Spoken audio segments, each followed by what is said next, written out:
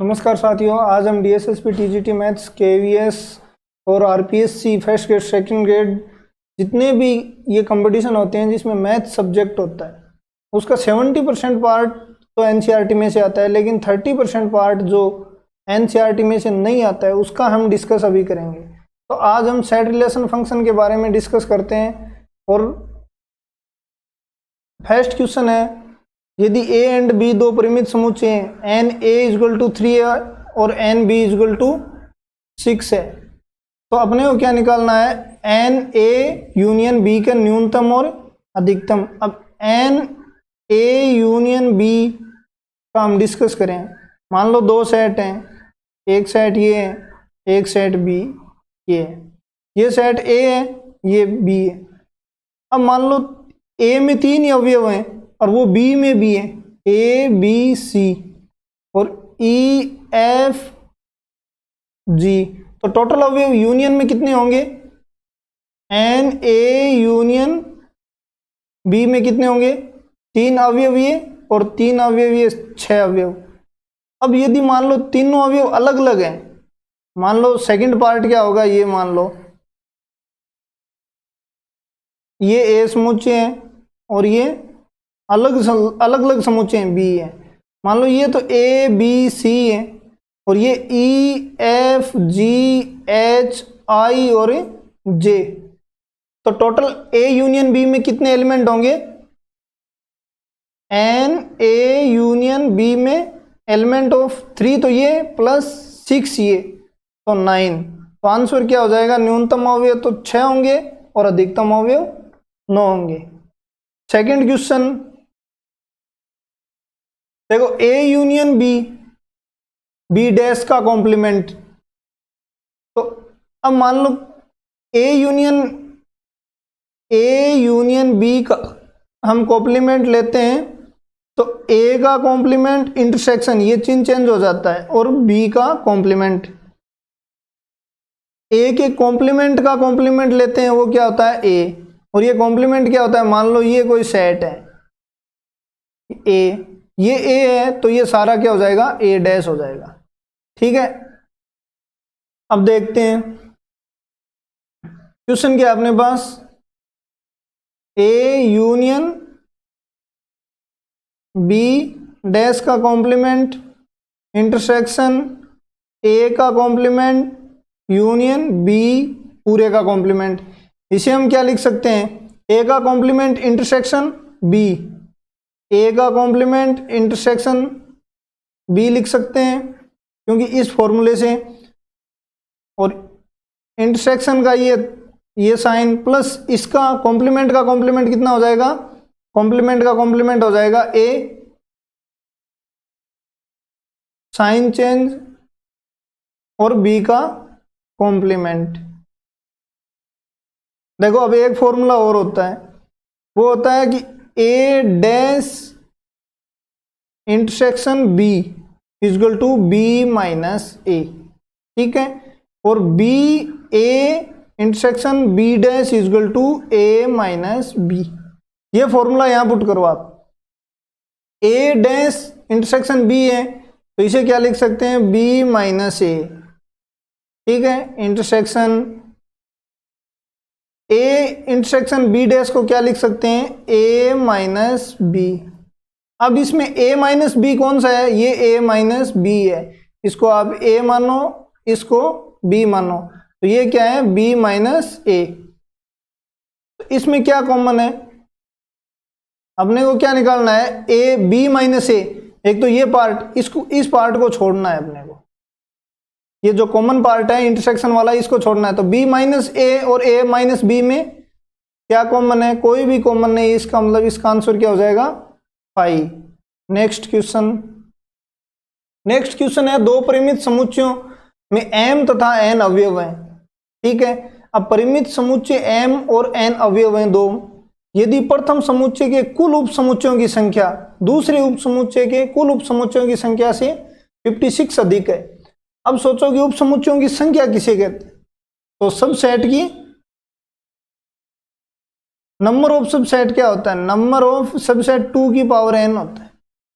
तो number of 2 subset क्या हो जाएगा, 2 की पावर n हो जाएगा। अब पहले का लेते हैं, तो 2 की पावर m क्या अधिक है, तो 2 की पावर n इक्वल टू 56 ये हो जाएगा। अब आप इक्वेशन में पुट करके देखो कि m की वैल्यू क्या पुट करें और n की वैल्यू क्या पुट करें कि 56 आ जाए। तो मैं पुट करता हूं 2 की, वैसे आइडिया से हमें पता लग रहा है कि लगभग ये आंसर होगा, क्योंकि ये तो ज़्यादा हो जाता है, लगभग 512 या इससे, मतलब ये नज़दीक भी संख्या है। ये कितना हो जाएगा, इसके चेक करके देखेंगे तो पूरा 2 की पावर 3 इक्वल टू ये 56 ही आएगा। तो ये आंसर हो जाएगा, क्योंकि परिमित समुच्चय में सब सेट या उप समुच्चयों की संख्या कितनी होती है, 2 की पावर n। ये क्या कह रहा है, यदि प्रथम की समुच्चयों कुल उप समुच्चयों की संख्या 2 की पावर m हो गई और दूसरे समुच्चय के कुल उप समुच्चयों की संख्या अधिक है, इसका मतलब दोनों में से माइनस करके 56 कर देंगे। तो ये क्या है, 6 और 3 आंसर आ जाएगा और आप निकाल लेना। अब देखो ये सबसे इजी क्वेश्चन है और इसी प्रकार का क्वेश्चन DSSB TGT 2014 में आया, वहां माइनस है, वो क्वेश्चन भी हमने इंक्लूड कर रखा है इसमें। A एंड B निम्न प्रकार के परिभाषित समुच्चय हैं, तो इसमें क्या है, A equal to y e की पावर x है, x रियल नंबर है, B equal to y equal to x है, x इसमें रियल नंबर में है। तब इसमें कॉमन देखना है, B A का उप समुच्चय है, B इंटरसेक्शन फाई है, A B का उप समुच्चय है। तो सबसे पहले हम ग्राफ से चेक करते हैं, तो ग्राफ देखते हैं, e की पावर x का ग्राफ क्या होगा, ये ग्राफ होगा 0 और 1। e की x की 0 पुट करो, y की वैल्यू 1 आएगी, क्योंकि e की पावर 0 इक्वल टू 1, तो 0 1, और y इक्वल टू x क्या होगा, ये यहां से जाएगी रेखा, ठीक है, ये 1 1 यहां होगा और ये आगे ऊपर चली जाएगी, ये रेखा सीधी जाएगी। इसलिए इन दोनों में यहाँ कॉमन अवयव क्या है, कॉमन अवयव कुछ भी नहीं है, इसका मतलब इसका आंसर क्या हो जाएगा, A इंटरसेक्शन B हो जाएगा।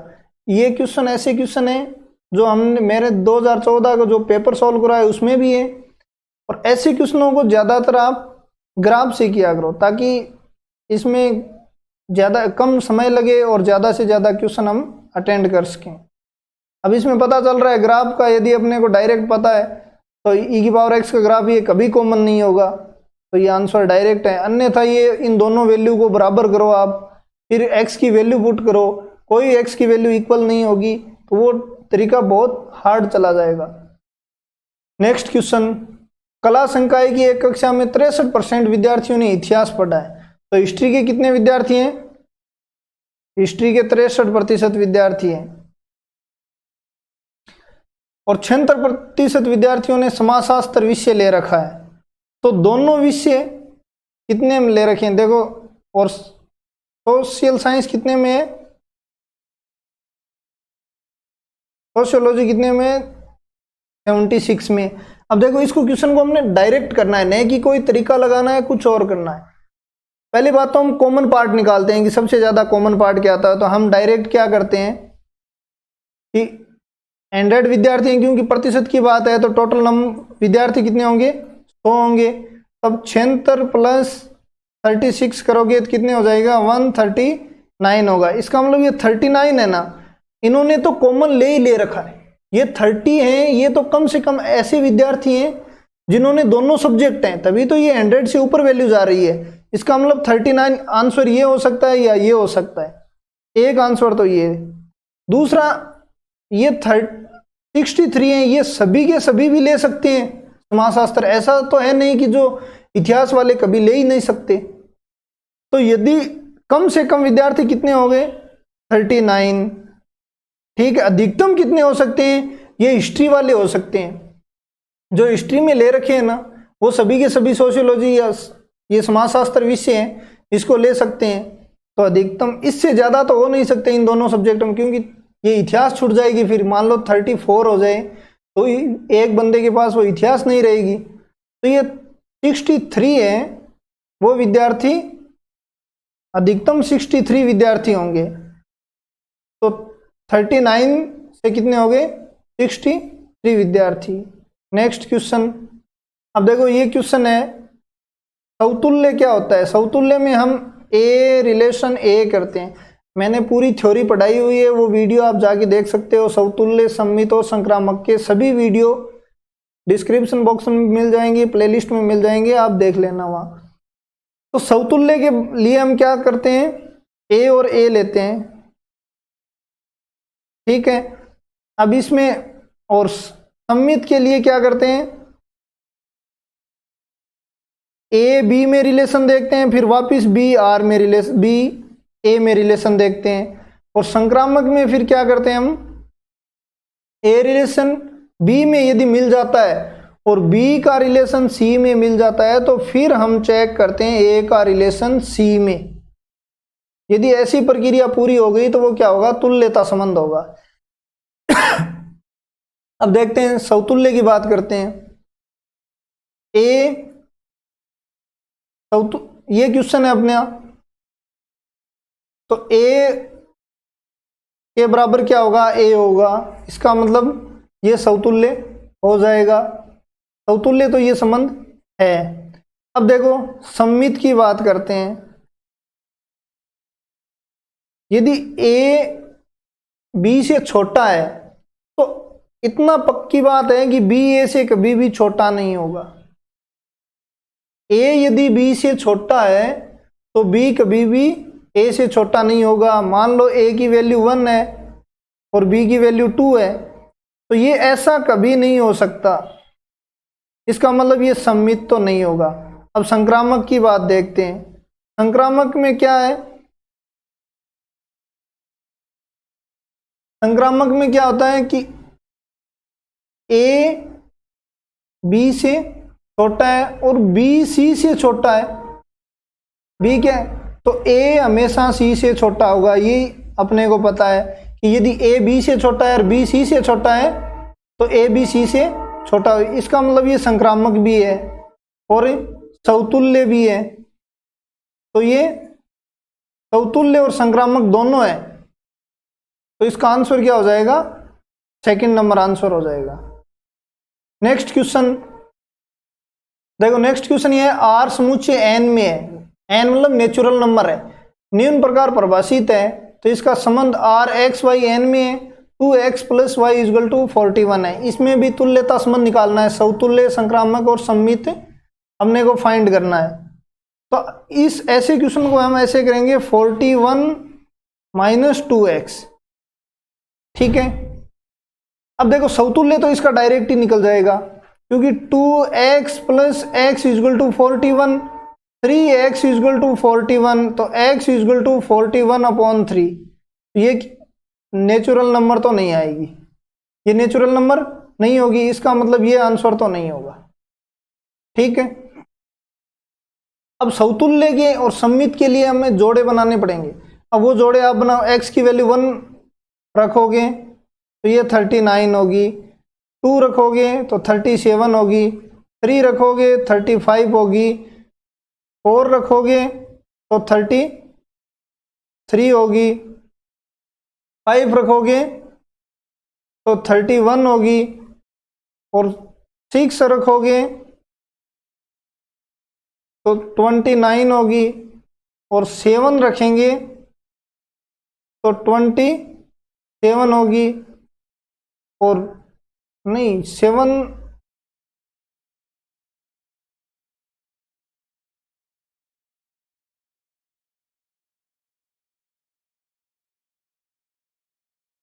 7 5 = 10, 31 ठीक है, 59 है, तो 41 में से कितने हो गए, हाँ, और 8 रखोगे तो 25 होगी, 9 रखोगे तो 23 होगी, और 10 रखोगे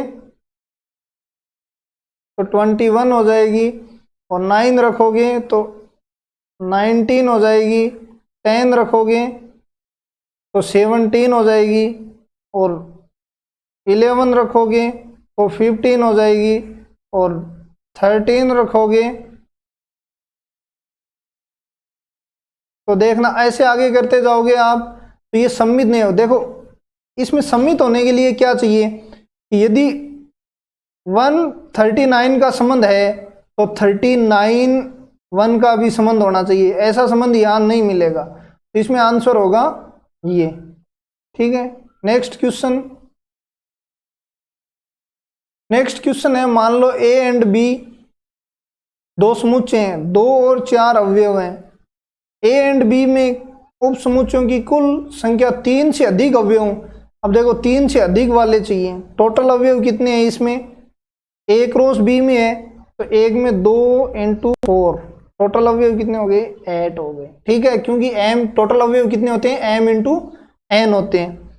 ठीक है, अब 3 से अधिक वाला चाहिए तो nc3 8c4 8c5 ऐसे करते करते 8c8 की वैल्यू आप फाइंड कर लेना, वो आंसर इसका हो जाएगा। नेक्स्ट क्वेश्चन देखो, इंपॉर्टेंट क्वेश्चन है। इसमें ऐसे क्वेश्चन हमेशा तुल्यता संबंध होते हैं, ये बात ध्यान रखो, लेकिन होते कैसे हैं ये सबसे बड़ी बात है। देखो समतुल्य के लिए हम, सिमेट्रिक के लिए हम क्या करेंगे, समतुल्य के लिए हम क्या करेंगे, थीटा आर थीटा। ठीक है, तो sec square theta minus tan square theta equal to 1 होगा, ये हमें सबको पता ही है। इसका मतलब ये समतुल्य होगा।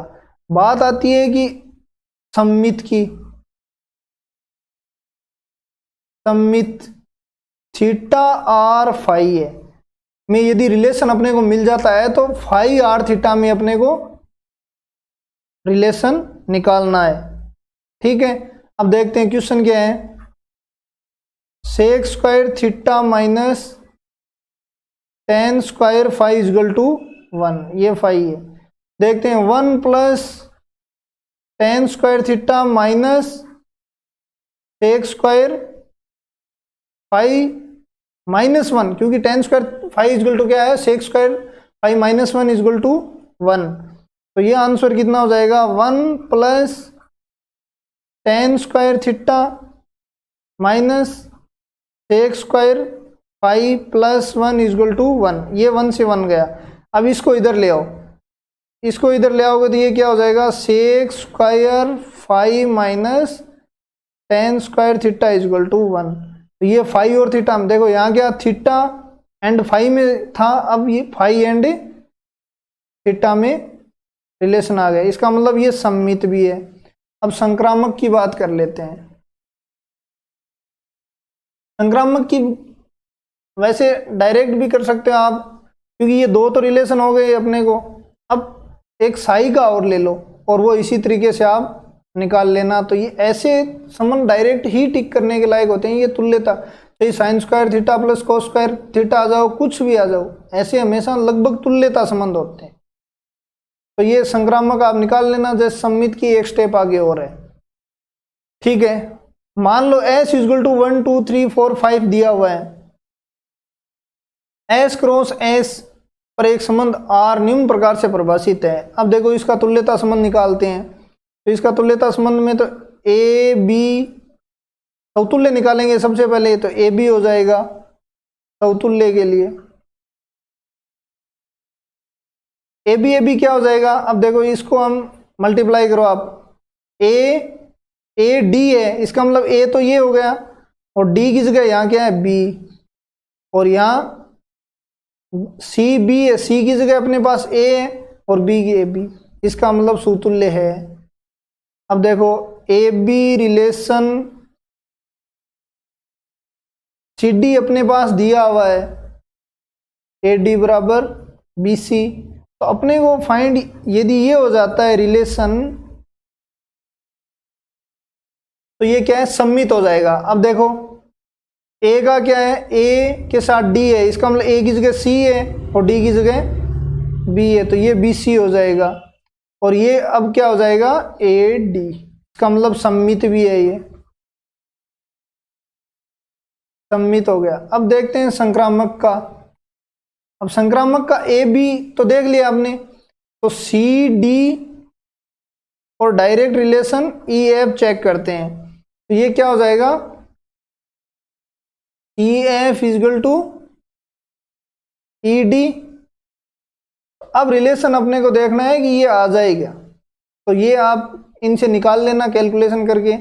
नेक्स्ट क्वेश्चन देखो, A यूनियन B है और A इंटरसेक्शन C है, बराबर हो रहा है। A यूनियन B और A यूनियन C इक्वल हो रहा है, तथा A intersection B and A intersection C भी इक्वल हो रहा है। इसका मतलब ये फॉर्मूले के अकॉर्डिंग B इक्वल C होगा, ये तभी मान्य होगी यदि A यूनियन B और A यूनियन C यदि इक्वल और इंटरसेक्शन इक्वल है। इसका मतलब कॉमन पार्ट को छोड़ दो, A को, और B और C क्या होंगे, इक्वल होंगे, तभी ऐसा संभव है, नहीं ऐसा संभव नहीं हो सकता। अब देखो वापिस वही क्वेश्चन है, सबसे पहले तो कॉम्प्लीमेंट का सॉल्व करेंगे हम और फिर मल्टीप्लाई का। तो C कॉम्प्लीमेंट का क्या हो जाएगा, A in change plus B, ये इसका है। अब देखो इसका आंसर क्या होगा, C cross A intersection C cross B, ठीक है। तो ये आंसर कहीं है, तो ये आंसर होगा A, और B आंसर नहीं होगा क्योंकि इंटरसेक्शन C क्रॉस B और C क्रॉस A, हाँ तो ये C क्रॉस A और C क्रॉस B आंसर हो जाएगा इसका। और वैसे आंसर तो ये भी हो सकता है, इन दोनों में कॉमन ही ये होगा, लेकिन इसके मल्टीप्लाई में प्रॉब्लम हो सकती है कहीं। अब देखो A एंड B समुच्चय X के हैं, A एंड B X के दो अरिक्त उप समुच्चय हैं भाई, A B X का उप समुच्चय है और B भी उप समुच्चय है X का, ठीक है। इसका मतलब X कोई बड़ा समुच्चय होगा, और A ये हो गया और B ये मान लो इतना, ठीक है। A B का उप समुच्चय नहीं है, इसका मतलब ये सही है, A B का उप समुच्चय है नहीं, क्योंकि A B का यदि उप समुच्चय होता तो ये पूरा का पूरा अंदर होता। इसका मतलब अब ऑप्शन से देखते हैं, B A का उप समुच्चय भी नहीं है, ऐसा डायग्राम बनेगा B A का उप समुच्चय, ये A मान लो आप, इस डायग्राम से B A का भी उप समुच्चय नहीं है, A और B असंयुक्त भी नहीं है। देखो असंयुक्त हो भी सकते हैं, नहीं भी हो सकते हैं, लेकिन अपन प्रोबेबिलिटी ये लेते हैं क्योंकि, ठीक है।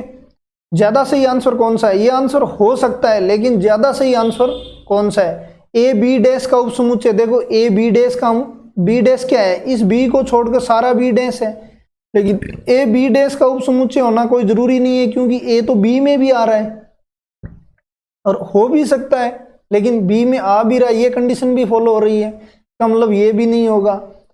अब देखो A तथा B डैश असंयुक्त नहीं है। अब आ गई बात, A ये तो ऊपर वाला B डैश है पूरा, असंयुक्त नहीं है, इसका मतलब संयुक्त है, मतलब जुड़े हुए हैं। ये आंसर सही है, सबसे परफेक्ट आंसर ये ही होगा। बाकी हो तो ये भी तीनों हो सकते हैं, लेकिन ये परफेक्ट आंसर ये होगा। नेक्स्ट क्वेश्चन,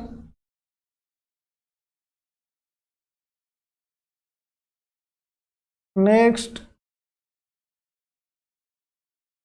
क्वेश्चन क्या है, A union A intersection B। अब देखो पहले बात तो ये है कि A यूनियन, इसको मैंने क्या कहा है, इसको आप हमेशा मल्टीप्लाई सोचना, इसको हमेशा प्लस सोचना, आंसर पूरा सॉल्यूशन हो जाएगा। अब देखो पहले बात तो ये है कि एक वेन डायग्राम से ये आंसर इजी है, लेकिन यदि वेन डायग्राम से नहीं हो रहा है तो मैं वैसे भी हम बता सकता हूँ। हम दोनों तरीके से इस क्वेश्चन को करेंगे। अब ये पार्ट तो क्या है, A union A intersection B का पार्ट है, और ये पूरा A क्या है,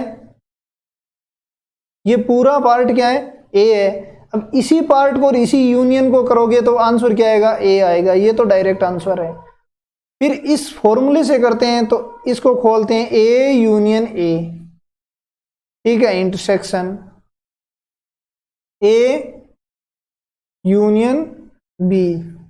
अब देखो ये आंसर तो सबसे इजी है, क्योंकि ये इंटरसेक्शन और A का पार्ट तो खुद A ही है, B पे तो कहीं बात चली नहीं है, तो ये पूरा क्या हो गया, A में आ गया। अब इसमें देखते हैं A यूनियन A क्या होता है, A होता है इंटरसेक्शन, और A union B A union B मतलब ये दोनों। अब ए का और ए यूनियन बी में से आप लोगे तो कॉमन पार्ट क्या होगा, ए ही है, तो इसका आंसर क्या हो जाएगा, ए हो जाएगा। ठीक है, नेक्स्ट